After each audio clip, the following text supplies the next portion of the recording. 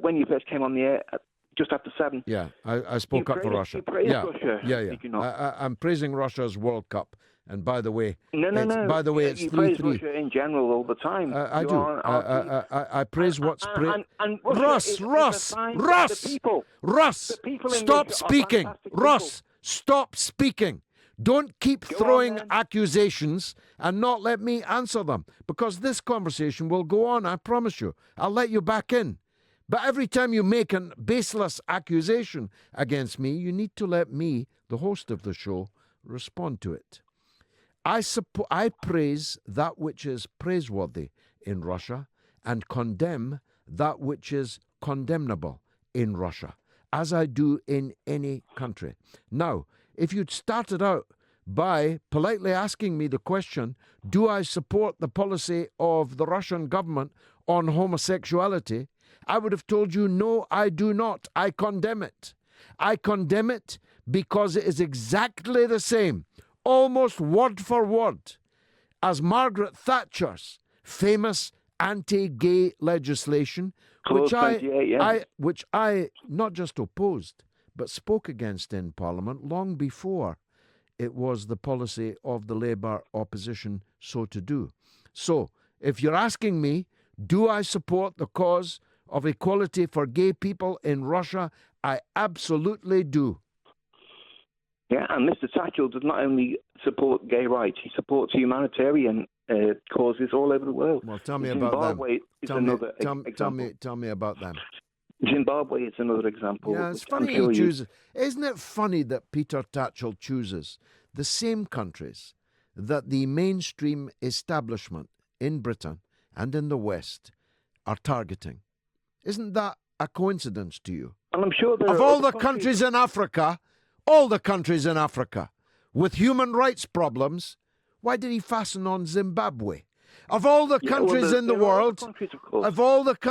world, that don't like gay people, why did he fasten on Russia, which has exactly the same law, Russ, on gay issues as Britain had just 20-odd years ago? Well, we've had the... Russ, you know there's a gay club. 1967. Russ, you maybe don't know this, but I know it because I've been in it. You know there's a gay pub 50 metres away from Red Square? I wouldn't be surprised. Well, you should be surprised because you're trying to paint Russia as a hell for gay people. I'm not painting it that. It's only 50 yards away. Russ. You're putting words in my mouth, George. Well, I think most people will have heard the tone, and if I have misrepresented your tone, I apologise for that. I thought it was your case that Russia was really bad for gay rights. Well, otherwise, why is Tatchell there? Otherwise, why is Tatchell there? I mean, Iran is another example. Well, but look, don't keep touring the horizon. Why can't I name other countries? Well, you can name any countries you like, and we'll talk about them. But right now, we're talking about Peter Tatchell in Russia. I'm telling you, I have been in a gay bar with the village people throbbing out YMCA within earshot of Lenin's tomb. I'm sure that was highly enjoyable for you, George. It was massively enjoyable. Massively. Well, I really enjoyed it. But it doesn't quite fit the stereotype that you're seeking to imbue the listeners with this evening. I don't seek to stereotype people, George, why are you so gung-ho? Maybe some people want Why are you so gung-ho for Peter Tatchell's protest in Red Square, 50 yards from a gay pub? Well, because it's 50-odd years since the gay legislation was repealed in Britain, and I think it's appropriate that you say 50 in this context. What? It's 50 years since what? The repealing of homosexuality laws in the UK, is it not? Or 51 years, actually. Yeah, but Margaret Thatcher reintroduced anti-homosexual. A hateful law. You do know that gay relations are illegal in a substantial number of parts of the United States, don't you? Yes, of course I do. Why isn't Tatchell protesting in the United States? Well, maybe he should. Gay relations are not illegal in Russia.